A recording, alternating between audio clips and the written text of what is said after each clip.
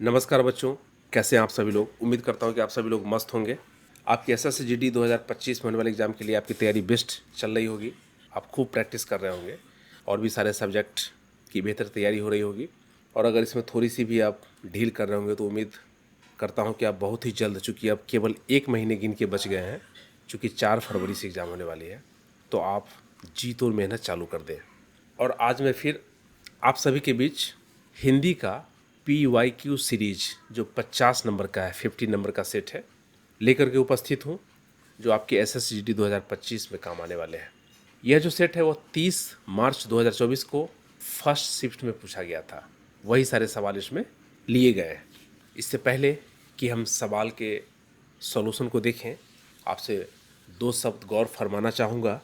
ज़मीन से जुड़कर आसमान की बातें करो, ज़मीन से जुड़कर आसमान की बातें करो, ख्वाब नहीं हकीकत से मुलाकात करो। ज़मीन से जुड़कर आसमान की बातें करो, ज़मीन से जुड़कर आसमान की बातें करो, ख्वाब नहीं हकीकत से मुलाकात करो। तूफान से डरते हैं बुजदिल यारों, तूफान से डरते हैं बुजदिल यारों, शेर दिल बन मुसीबत से दो दो हाथ करो, शेर दिल बन मुसीबत से दो दो हाथ करो। तो साथियों, आप अपने उत्साह को बनाए रखिए और लगातार जी जान मेहनत में जुटे रहिए। आपका सिलेक्शन पक्का होगा, इसमें कोई शक ही नहीं कि 2025 में आपका सिलेक्शन ना हो। बस आप तहे दिल से, बिल्कुल मन से, विश्वास के साथ, हौसला के साथ जुटे रहिए लगातार। मेरी शुभकामनाएं आप सभी के साथ। अब हम चलते हैं सवाल नंबर 1 के सॉल्यूशन की तरफ।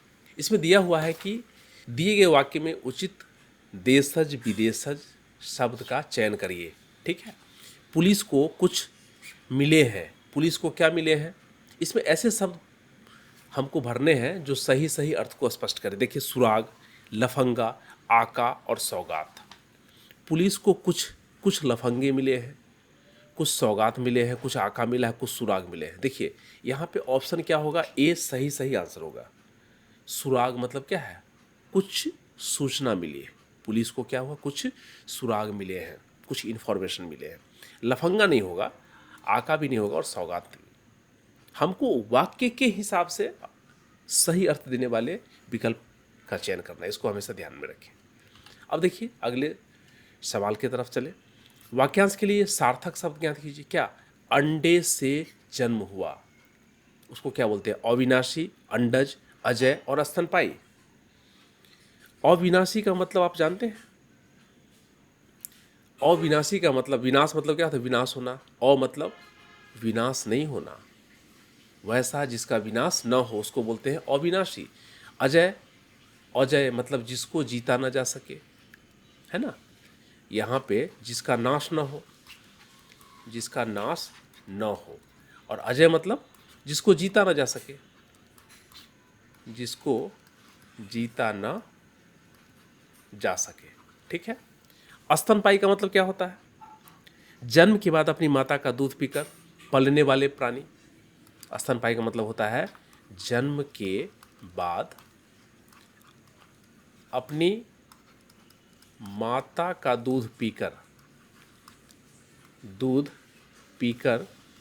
पलने वाले प्राणी, पलने वाले प्राणी, है ना।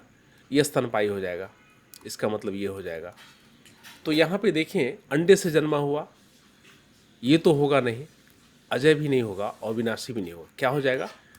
अंडज हो जाएगा। अंडज का मतलब ही होता है अंडे से हुआ जन्म, अंडा से जन्म लेने वाला प्राणी, है ना, अंडज। चलिए अगले प्रश्न पे। इसमें देखिए, वह भाग ज्ञात करिए जिसमें कोई त्रुटि है। गलती वाला पार्ट हमको खोजना है कि जब बाजार में एक जैसी अनेक वस्तु होती है तो उनकी मांग को बढ़ाने का उपाय विज्ञापन है। तो उनकी मांग को बढ़ाने का उपाय विज्ञापन है। जब बाजार में एक जैसी अनेक वस्तु होती है। देखो यहाँ पे यह तीनों सही सही रूप में लिखा है, इसलिए तो हमारा आंसर होगा नहीं। क्या होगा? अनेक वस्तु होती है। अनेक मतलब क्या? एक से अधिक है। तो वस्तु के जगह पे अगर यहाँ पे अनेक लगा तो यहाँ पे वस्तुएं हो जाएगी, ना कि वस्तु। एक वस्तु की बात नहीं की जा रही, यहाँ पे अनेक वस्तुएं होती है। तो ये हमारा सही सही आंसर हो जाएगा। इस प्रश्न में देखिए यहाँ भी हमें वैसे वाक्य की पहचान करनी है जिसमें मात्राओं से संबंधित क्या है, अशुद्धि है, अशुद्धि वाला पार्ट। ठीक है, तो आइए देखिए यहाँ पे सहिष्णु सहिष्णुता उन लोगों का अभिन्न गुण है, कोई त्रुटि नहीं है, सम्मानपूर्वक और समझदारी से जुड़े हुए हैं, और जो विभिन्न समूहों को होते हुए पर एक दूसरे से लग गया, यही गलती वाला पार्ट, यही हमारा आंसर होगा। ये सब क्या होगा, ये सही सही लिखा हुआ है। जो विभिन्न समूहों को होते हुए, यहाँ पे के होगा बाबू, जो विभिन्न समूहों के होते हुए पर एक दूसरे के, यहाँ पे और लगा सकते हो, जो विभिन्न समूहों के होते हुए और एक दूसरे से, है ना। इस तरीके से इसको लिखा जाना चाहिए। तो हमारा यहाँ पे गलती वाला पार्ट क्या हो जाएगा, डी हो जाएगा आंसर। अब अगले प्रश्न में देखिए कि कोष्टक में दिए गए शब्द की विलोम शब्द का पता लगाइए। हमारे घर की बहुत सी वस्तुएं, हमारे घर की बहुत सी वस्तुएं जंगम, जंगम मतलब ब्रैकेट में है ना, अवस्था में रहती है। जंगम का हमको क्या निकालना है, विलोम, उल्टा शब्द निकालना है। जंगम, जंगम का मतलब क्या होता है पता है, जो चल सकता हो। जंगम का मतलब चलने में समर्थ, चलने में समर्थ। ठीक है, जंगम का मतलब ही होता है चलने में समर्थ। तो शोषण तो होगा नहीं, अनजान भी नहीं होगा, लोभी भी नहीं होगा, क्या होगा, अस्थावर। ये हमारा आंसर हो जाएगा, अस्थावर। क्यों होगा अस्थावर, क्योंकि अस्थावर का मतलब क्या होता है, जो स्थिर हो, जो स्थिर हो। तो जो चलने में समर्थ है, जो चलने वाला है, जो जंगम, जंगम मतलब चलने वाला। तो जो चलेगा उसका उल्टा क्या होगा, जो नहीं चलेगा, जो स्थिर रहेगा, वही तो होगा। चूंकि यहाँ पे क्या पूछ रहा है, विलोम पूछ रहा है। अब चलिए अगले प्रश्न में। यहाँ पे कोष्टक में दिए गए शब्द के क्या पर्यायवाची शब्द का चयन कर रहा हूँ। वहाँ पे विलोम था, यहाँ पे पर्यायवाची। पर्यायवाची मतलब समान अर्थ वाले शब्द। मेरे गांव के खेत में चावल की फसल बहुत ज़्यादा होती है। फसल को यहाँ पे ब्रैकेट के अंदर में डाला हुआ है ना। तो देखो, खंग, खसीस, खिरमन और आखू फसल का पर्यायवाची शब्द। फसल को हम लोग क्या बोलते पता है, खिरमन भी बोलते हैं फसल को। फसल को आप उपज भी, फसल को आप क्या बोल सकते हो, उपज भी बोल सकते हो। फसल को पैदावार भी बोला जाता है। ये सारी चीज़ बोले जाते हैं। तो खंग का मतलब क्या होता है पता है, खंग का मतलब होता है तलवार। तो यह तो होगा नहीं। उसके बाद खसीस का मतलब क्या होता है, कंजूस। इसको आप कृपण भी बोल सकते हो, यह भी नहीं होगा इसका पर्यायवाची फसल का, है ना। आखू, आखू का मतलब होता है देवदार का वृक्ष। इसका मतलब होता है देवदार वृक्ष, है ना। यह भी नहीं होगा। आखू को आप चोर भी बोल सकते हो, चोर भी। तो यह भी यहाँ पे नहीं होगा। हमारा क्या हो जाएगा फिर, आंसर हो जाएगा हमारा डी, बी हो जाएगा आंसर। खिरमन हो जाएगा। खिरमन का मतलब ही होता है हमारा फसल, पैदावार। अब चलिए अगले प्रश्न पे। निम्नलिखित विकल्प में से 3 विकल्प त्रुटि युक्त है जबकि एक विकल्प सही है ना। तो अपने को क्या निकलना है, सही विकल्प वाला चयन करना है। मेरा और उसका घनिष्ठ संबंध है, मेरा और उसका घेर संबंध है, मेरा और उसका घना संबंध है, मेरा और उसका घोर संबंध है ना। इस चारों में से हमारा कोई एक ही सही विकल्प वाला आंसर होगा। अब इसमें से कौन होगा वो देखिए। देखो, मेरा और उसका घना संबंध है, घना तो होगा नहीं जी, है ना, घना नहीं होगा, घना गलत है। घेर संबंध है, यह भी गलत है। घोर संबंध है, मेरा और उसका घोर संबंध। और यहाँ पे क्या है, मेरा और उसका घनिष्ठ संबंध।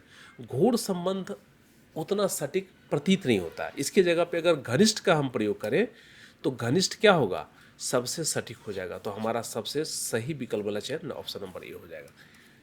बी सी डी क्या हो जाएंगे, गलत हो जाएंगे। अब अगले प्रश्न पे चलिए। यहाँ पे पर्यायवाची शब्द का चयन करना है, किसका, ब्रैकेट वाले संभवतः का, संभवतः का, है ना। संभवतः वह कल नहीं आएगा। संभवतः मतलब क्या होता है, अनुमान है, शायद। संभवतः को आप बोल सकते हैं शायद, कदाचित, मतलब दुविधा है इसमें। संभवतः मतलब दुविधा है, शायद, शायद लग गया। तो यहाँ पे अच्छा, उपयुक्त का मतलब क्या होता है? उचित होता है, ये तो आप सभी जानते हैं। उचित होता है, मुनासिब होता है, उचित हो गया आपका, मुनासिब हो गया। उत्तम मतलब क्या होता है? श्रेष्ठ, सबसे अच्छा। तो यह भी नहीं होगा, ये भी नहीं होगा। और गण, गण जो होता है ना, गण मतलब होता है लोग, गण मतलब लोग होता है। तो यहाँ भी, यहाँ पे संभवतः से मतलब नहीं। तो यहाँ पे पर्यायवाची है ना, और संभवतः का मतलब भी होता है शायद, कदाचित। तो हमारा ऑप्शन ए आंख मूंद करके सही हो जाएगा। अब चलिए अगले प्रश्न पे। जिसमें मात्रा, निम्नलिखित वाक्य में उस वाक्यांश को पहचानिए जिसमें मात्राओं से संबंधित क्या है? अशुद्धि है, गलती है। तो आइए देखिए, हमारे सैनिक इतने वीर हैं कि मृत्यु के सामने भी नहीं घबराते। कोई त्रुटि नहीं है, इतने वीर हैं कि मृत्यु के सामने भी नहीं घबराते हमारे सैनिक। अगर आप इसको गौर से देखेंगे तो देखिए, इतने वीर हैं कि, अब यहाँ पे की जो है ना, यहाँ पे हिंदी में इसको कंजंक्शन, कंजंक्शन बोल सकते हो आप इंग्लिश में। तो की जब यहाँ पे दो छोटे छोटे वाक्यांश को जोड़ रहा है ना, तो ये की दीर्घीकार नहीं होगा बाबू, क्या होगा? हर्षीकार होगा यहाँ पे, चूंकि ये क्या कंजंक्शन का काम कर रहा है। तो की ये यहाँ पे हर्षीकार होगा, दीर्घीकार नहीं होगा। यही यहाँ पे त्रुटि वाला पार्ट है। तो ऑप्शन हमारा क्या हो जाएगा? बी सही सही आंसर होगा। ये तीनों हमारा क्या हो जाएगा? गलत हो जाएगा। अगले सवाल पे चलो, देखें फटाफट इसको। रेखांकित शब्द वाले शब्द के लिए क्या करना है? सही विकल्प का चयन करना है। क्या? एक चाय का प्याला ले आओ, एक चाय का प्याला ले आओ, एक चाय का प्याला। भाई चाय एक होता है क्या? चाय तो लिक्विड फॉर्म में होता है ना। चाय क्या होता है? लिक्विड फॉर्म में होता है। तो एक चाय का प्याला, एक चाय, ये थोड़ा सा अटपटा लग रहा है। देखो, एक चाय की प्याला ले आओ, एक चाय प्याला ले आओ, चाय का एक प्याला ले आओ। जी हाँ, ये जो है ना हमारा ऑप्शन, ऑप्शन नंबर ए, ये हमारा सही आंसर होगा। चाय का एक प्याला ले आओ। जी हाँ, एक प्याला जो है ना चाय से भरा हो सकता है, एक प्याला में चाय हम डाल सकते हैं, लेकिन एक चाय का प्याला से कोई संबंध है क्या? एक चाय नहीं हो सकता। चाय तो हमारा तरल पदार्थ है, लिक्विड है। तो हमारा जो ये तीन बचे ऑप्शन होंगे बी सी डी, वह क्या होंगे? ये गलत हो जाएंगे, तीनों गलत हो जाएंगे। इसको हमको सही करना है तो क्या होगा? चाय का एक प्याला लेके आओ, न कि एक चाय का प्याला लेके आओ, ध्यान रखिएगा। अब चलिए अगले प्रश्न में। इसमें देखिए, मुहावरे के अर्थ को स्पष्ट करना है, ठीक है। तो मुहावरे के अर्थ को स्पष्ट आइए कर लेते हैं। किसी सूरत में, यह शब्द, यह वाक्यांश दिया हुआ है, किसी सूरत में मुहावरा, इसका अर्थ क्या होगा? सत्य पर दृढ़ होना, खास चेहरा, हर हाल में, और सत्यवादी होना। किसी भी सूरत में, मतलब किसी सूरत में सत्य पर दृढ़ होना, जीना, ये तो होगा नहीं। खास चेहरा भी नहीं होगा, सत्यवादी होना नहीं होगा। किसी सूरत मतलब हर हाल में। जी हाँ, हर हाल में। किसी सूरत में मतलब हर हाल में, चाहिए तो चाहिए, है ना। इसको आप इस तरह से प्रयोग कर सकते हैं कि राधिका ने प्रण कर लिया है कि वह किसी भी सूरत में एसएससी जीडी 2025 की परीक्षा पास करेगी ही करेगी, ठीक है। तो इस तरीके से प्रयास, और यह आप अपने लिए भी प्रयोग कर सकते हैं कि मैं किसी भी सूरत में एसएससी जीडी 2025 में पास करूंगा या करूंगी, ठीक है। अब चलिए अगले प्रश्न पे। यहाँ पे रेखांकित भाग के लिए एक सार्थक शब्द ज्ञात करिए। रेखांकित में देखो, यहाँ से हवन में जलाई जाने वाली लकड़ियाँ, ये पूरे क्या किए हैं? रेखांकित किए हुए हैं। गीली है मतलब भीगी हुई है। तो हवन में जलाई जाने वाली लकड़ियों क्या बोलते हैं? दिगंबर, समिधा, ज्वाला, बरबाग्नि। इसमें से क्या बोलते हैं, हमें वही पता लगाना है, ठीक है। तो देखिए, दिगंबर का मतलब क्या होता है पता है? दिगंबर का मतलब होता है नंगा। दिगंबर का मतलब होता है नंगा, इसका मतलब होता है नग्न। दोनों में से कुछ ही बोल सकते हो, ठीक है। ज्वाला का मतलब क्या होता है? आग की लपट। आग की लपट बोल सकते हैं ज्वाला को। अग्नि भी बोल सकते हैं इसको, ज्वाला को, अग्नि शिखा। और बरवाग्नि की बात करें तो मैंने इसके पहले के एक सेट में बताया था कि ये होता है समुद्र की आग। समुद्र की आग, है ना। समुद्र की आग होती है। तो देखो यहाँ पे हवन में जलाई जाने वाली लकड़ी का समुद्र की आग से कोई संबंध नहीं है, ज्वाला से भी संबंध नहीं है, और दिगंबर से भी कहीं कोई संबंध नहीं, नंगा नग्न से।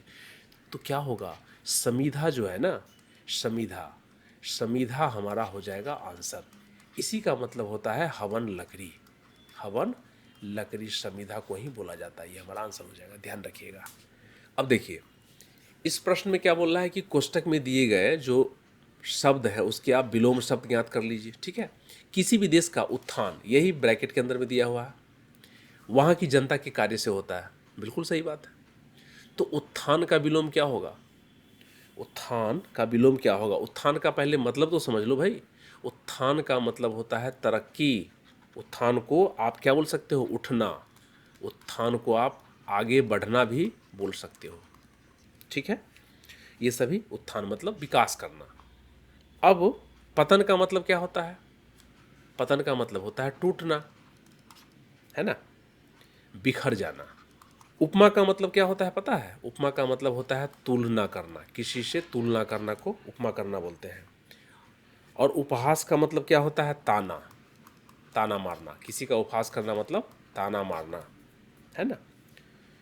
तो इस तरीके से उत्थान, तरक्की को आप क्या बोल सकते हो? उत्थान बोल सकते हो। तो यह तो इसका क्या हो जाएगा, पर्यायवाची शब्द हो जाएगा। तो ये तो पहले ही खत्म हो गया, तो होगा ही नहीं। तुलना का कहीं कोई तरक्की से मतलब नहीं है और उपहास का भी मतलब नहीं है। तो क्या होगा पता है, यहाँ पे उठना, आगे बढ़ना, तरक्की करने का जो विलोम शब्द होगा वह उल्टा क्या हो जाएगा, वह हो जाएगा आपका पतन हो जाएगा। पतन, कोई अगर विकास कर रहा है तो उसका उल्टा क्या करेगा, कोई बिखर जाएगा, टूट जाएगा, उसका पतन हो जाएगा। यही तो होगा। अब चलिए अगले प्रश्न में देखिए, यहाँ पे कोष्टक में दिए गए शब्द के क्या निकालिए, तत्सम रूप का सही विकल्प निकालिए। यानी कि जो दिया हुआ है वो क्या दिया हुआ है, तद्भव दिया हुआ है। मुझे घर में मक्खी मच्छरों को देख करके बहुत ही क्या आती है, घिन आती है। ओहो, घिन सी आती है। यहाँ पे देखो घिन जो है ना वह तद्भव शब्द दिया हुआ है और इसका हमको तत्सम निकालना है। तो अब देख लेते हैं, अब्ज का मतलब क्या होता है, जल से उत्पन्न। अब्ज का मतलब होता है जल से उत्पन्न, है ना। इसको आप कमल भी बोल सकते हैं, इसको आप कमल भी बोल सकते हैं। ठीक है, अब देखो मजा का मतलब तो समझते ही हो। मजा का मतलब क्या होता है, मन प्रसन्न होना, हाँ, आनंदित हो जाना। गंदगी का मतलब गंदा होता है ना। तो यहाँ पे घृणा, घृणा, मुझे घर में मक्खी मच्छरों से देख करके क्या होता है, बहुत घिन सी आती है। मज़ा तो आएगा नहीं, ये तो गलत हो जाएगा। गंदगी यहाँ पे सटीक अर्थ नहीं प्रदान कर रहा है, तो क्या हो जाएगा, घृणा हो जाएगा। हमारा जो सही सही अर्थ देने वाला होगा वो क्या हो जाएगा, घृणा हो जाएगा। यह हमारा हो जाएगा इसका तत्सम रूप, घृणा। ठीक है, ये तत्सम रूप हो जाएगा। और इसका ये यहाँ पे घिन जो है ना तद्भव दिया हुआ है। ठीक है, चलिए अब अगले प्रश्न पे। इसमें देखिए कि दिए गए मुहावरे का आप अर्थ निकालिए, वो भी सर्वश्रेष्ठ रूप में। ठीक है, तिनके का सहारा होना, तिनके का सहारा होना, बुरे व्यक्ति की मदद की बात कहना, जहाँ कुछ न हो वहाँ थोड़ी सी भी मदद मिल जाना, किसी भिखारी की मदद करने की बात कहना और किसी की उदार बातों का मजाक बनाना। ये सवाल पहले भी कई सेट में पूछे गए हैं, तो आपको ध्यान होगा, मैंने इसके पहले जो प्रैक्टिस सेट करवाया उसमें आपने देखा होगा।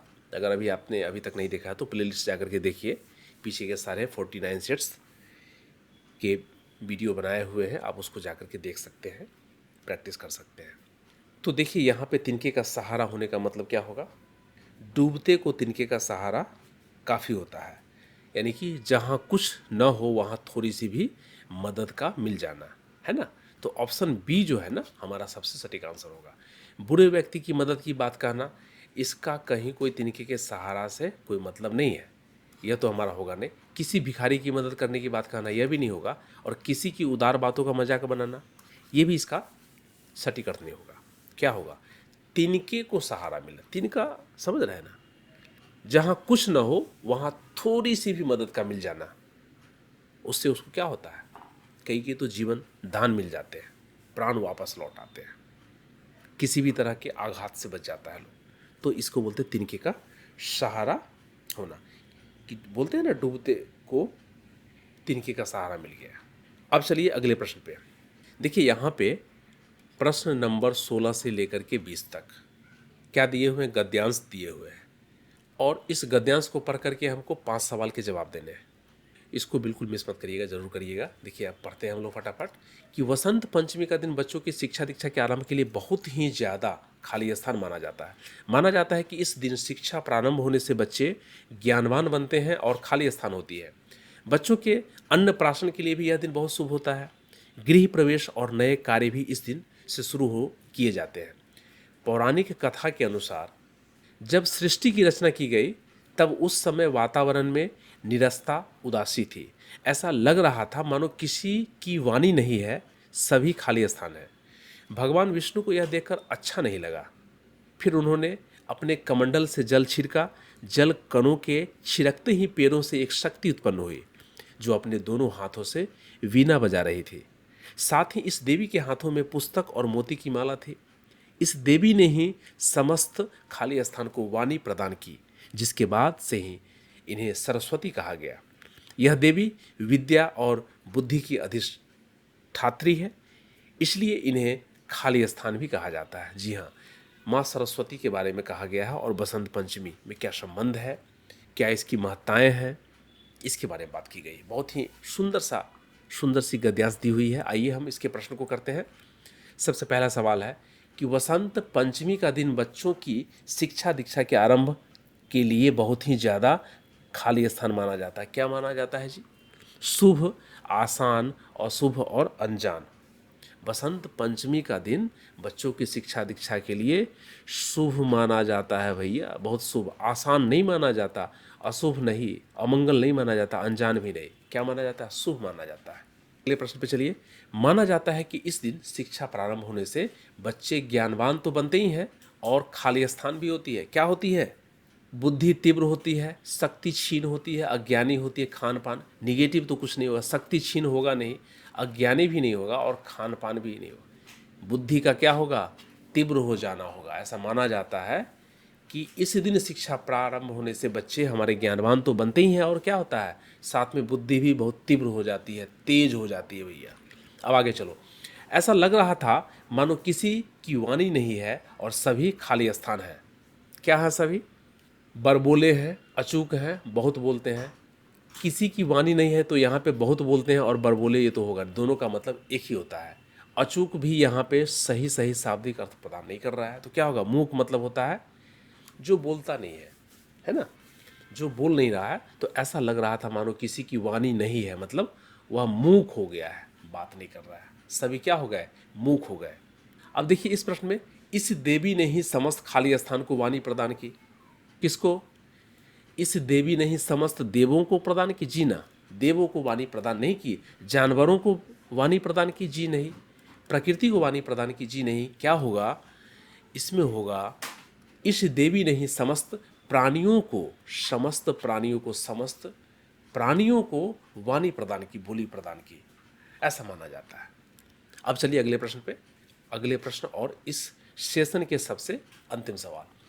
यह देवी विद्या और बुद्धि की अधिष्ठात्री है, इसलिए उन्हें खाली स्थान भी कहा जाता है।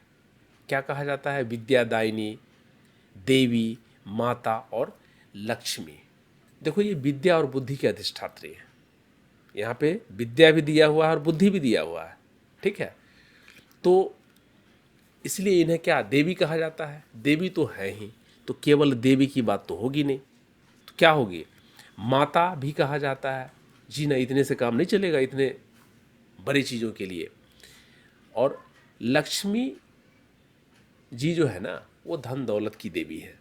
तो यहाँ पे देवी विद्या और बुद्धि की अगर बात करेंगे तो ये हो जाएगा हमारा आंसर विद्यादायिनी। जी हाँ, विद्यादायिनी क्या करती है? बुद्धि भी देती है और विद्या भी देती है, इसलिए उसकी अधिष्ठात्री है, उनको माना जाता है, कहा जाता है। तो प्यारे बच्चों, उम्मीद करता हूँ कि आपको मज़ा आया होगा, समझ में भी आया होगा। फिर भी अगर कहीं कोई परेशानी हो तो आप मुझे कमेंट्स करके ज़रूर बताइएगा, मैं उसका फिर से सॉल्यूशन दूंगा। प्यारे बच्चों, आपको एक चीज़ और बताना चाहूँगा कि अगर आपने इसके पहले के सेट्स को, जो PYQs के पूरे सीरीज है, जो बहुत बेहतरीन ढंग से सॉल्यूशन करवाए गए हैं, अगर आप मन से तैयारी कर रहे हैं तो आप हमारे चैनल पे प्लेलिस्ट में जा करके उसका भी प्रैक्टिस सेट जरूर करें। और एक रिक्वेस्ट और है कि अगर आप चैनल पे पहली बार आए हैं और अच्छा लगे तो लाइक भी करें, सब्सक्राइब भी करें और बेल आइकन को प्रेस करें, ताकि जैसे ही नेक्स्ट वीडियो आपके लिए अपलोड हो, मैं दूसरे सब्जेक्ट के भी PYQs सीरीज और भी आपके लिए जो यूजफुल वीडियोज रहेंगे उसको ला रहा हूं। तो आप इससे कंटिन्यू जुड़ने के लिए आप इसको बेल आइकन प्रेस करके रखें, ताकि जैसे ही वीडियो अपलोड हो आपको तुरंत नोटिफिकेशन मिले। और सब्सक्राइब करना बिल्कुल ना भूलें।